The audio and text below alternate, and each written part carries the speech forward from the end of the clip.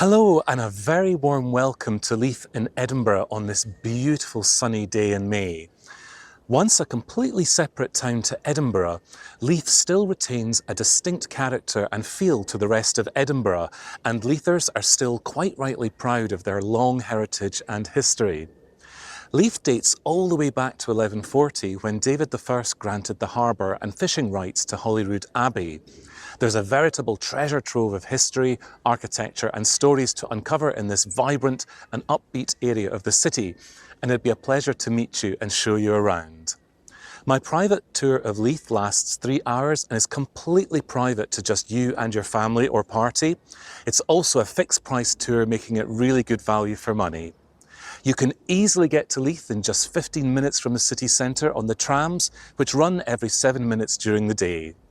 You can find out more and book on my website or at the bottom of this page.